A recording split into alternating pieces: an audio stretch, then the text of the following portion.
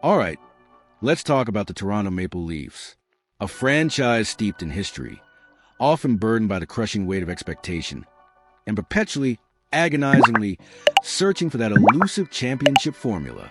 Every season brings new faces, new strategies, and new hopes, a fresh slate. But sometimes the most compelling narratives, the ones that truly resonate, are those that circle back to the past, to decisions made, to paths not taken, to the ghosts of what might have been. So let me ask you this, deep down, can you feel it? That persistent, almost phantom tug of regret? The knowing what if that lingers like a dull ache from a past decision, whispering that perhaps, just perhaps, a crucial piece of the puzzle was let go too soon, an error that still reverberates through the present? Remember the sting of that departure? The collective sigh of disappointment, the genuine sense of loss, when Nazem Kadri, a fiery, skilled center who embodied the very grit, snarl, and passion Toronto craved, was traded away? It wasn't just a transaction. It felt like an amputation. What if, against all odds, the universe offered a chance to rewrite history, to bring back a piece of the past that still feels undeniably vital to the present? This isn't just idle speculation, a nostalgic fantasy. This is a deep dive into a scenario that, while fraught with complications and undeniably low probability, demands serious consideration. The Toronto Maple Leafs, in their relentless, almost desperate pursuit of a Stanley Cup, must, by all accounts, at least ask the question about Nazem Kadri. Let's cast our minds back, if you dare.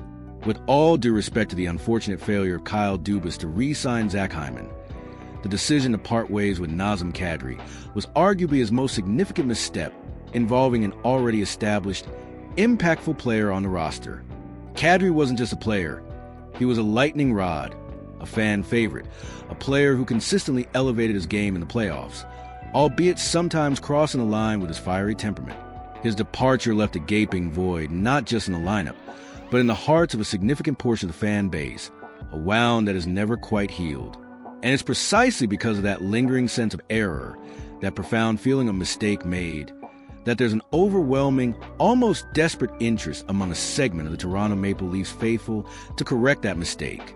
Even if Kadri is now 35 years old, carrying a $7 million AV contract that runs until he's 38, it's a testament to his enduring impact and perhaps the perceived shortcomings of the team since his departure that fans are willing to overlook the practicalities for the emotional satisfaction of a reunion. It's also worth noting, and this is a crucial detail, that the general manager who signed Kadri to that very contract in Calgary, Brad Treliving, is now at the helm in Toronto. At one point, Treliving clearly believed that deal was a good idea. Perhaps, just perhaps, he could be persuaded to think so again.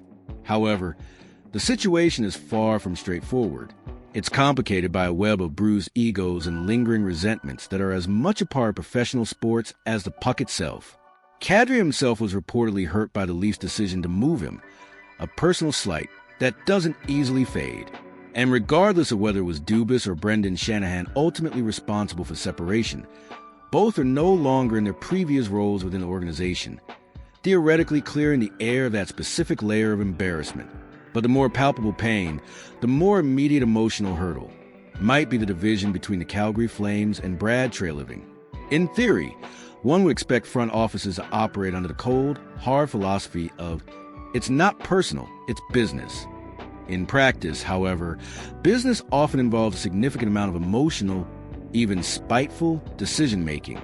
Unless the Flames genuinely feel they have an opportunity to fleece the Maple Leafs, a deal might not even be possible. But for the sake of this discussion, let's assume for a moment that the Flames and Treliving can indeed rise above their feelings and engage in a purely transactional negotiation. The first and perhaps most fundamental reason for the Leafs to even consider Kadri, before we delve into his specific attributes as a player, is the stark reality of limited options on the trade market. The unicorn, that mythical 20-something player with incredible speed, a burgeoning offensive game, and the potential for a 100-point season, is simply not going to materialize on the trade block. And even if such a player did, the Leafs, who are currently without a first-round pick for the next few seasons, would not be in the strongest position to acquire him. Making concessions on speed, salary, and age will be crucial for Toronto. And in that context, They simply cannot afford to ignore Kadri. Now, let's talk about Kadri, the player, the very essence of what he brings to the ice. There are a multitude of positives that make him an intriguing target, even at this stage of his career. While Kadri may not be the fastest skater on the ice, he moves the puck with remarkable quickness. In today's NHL, where possession and rapid transitions are king, that ability to process the game and distribute the puck swiftly is a significant asset and a great starting point for a team like Toronto that thrives on offensive flow. The fact that Kadri is a natural center is another immense advantage. This provides the Leafs with invaluable flexibility. It allows them to either deploy Kadri in his natural position or, crucially, to shift either Kadri or John Tavares to the wing, creating different looks and optimizing their top six forward combinations. This kind of positional versatility is a luxury, allowing a coach to adapt to matchups, injuries, or simply to spark a struggling line. Furthermore, Kadri's ability as a puck mover and carrier is another significant asset for the Leafs. While he may not possess the sublime, effortless puck-carrying artistry of a Mitch Marner, he can certainly be considered a Marner-like option and potentially the best available on the market. He's not William Nylander when it comes to carrying the puck through the neutral zone, but he moves the puck almost as effectively, ensuring that the Leafs' top 9 forwards aren't forced into a detrimental dump and chase mentality. His presence will help maintain possession, facilitate zone entries, and keep the offensive engine humming. Kadri also brings a much-needed dose of 200-foot responsibility to the forward group. While he's by no means a penalty killer or anywhere near the defensive acumen of Marner, he plays with a certain awareness and commitment that can elevate the overall defensive effort of his line.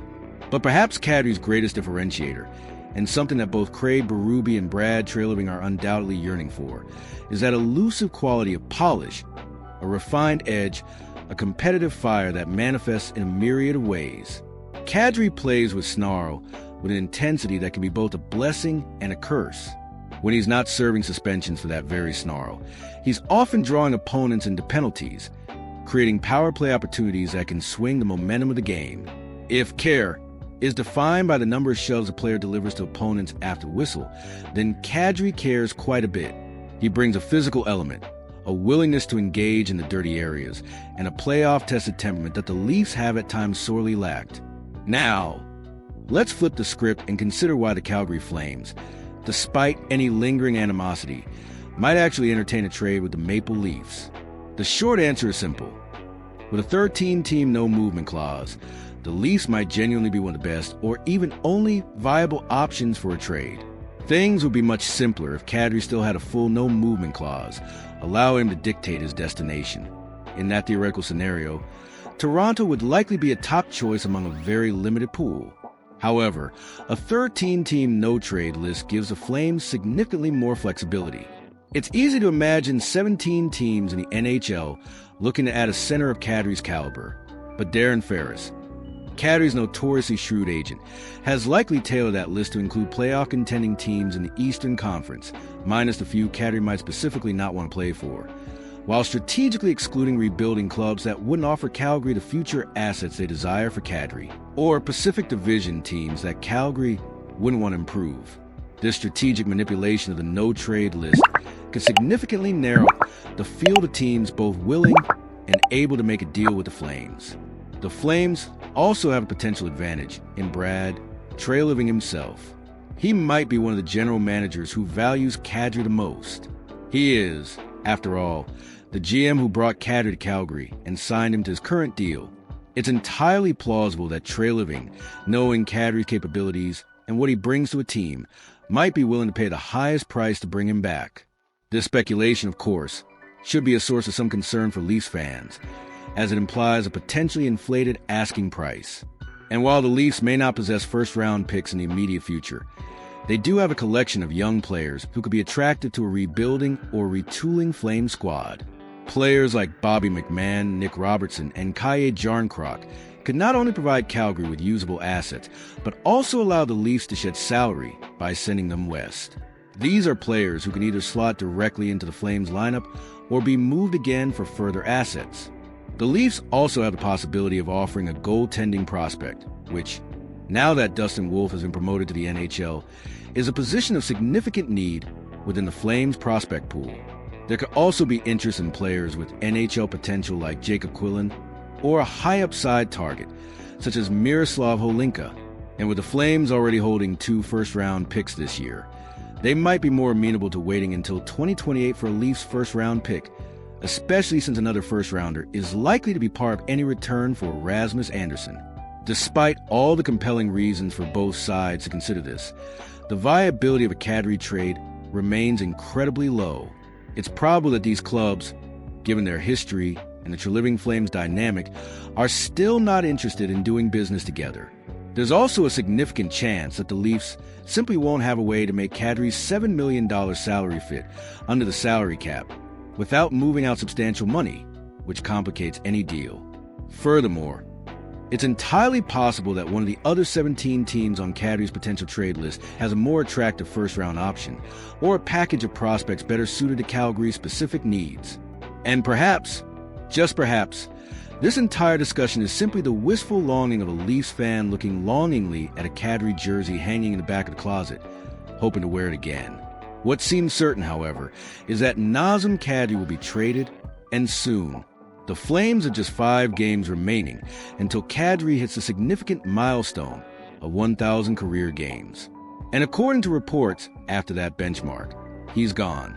His 1,000th game is scheduled for November 5th against the Blue Jackets, assuming he stays healthy. While being traded the very next day would be at the very least bizarre, all signs point to a deal happening sometime in November.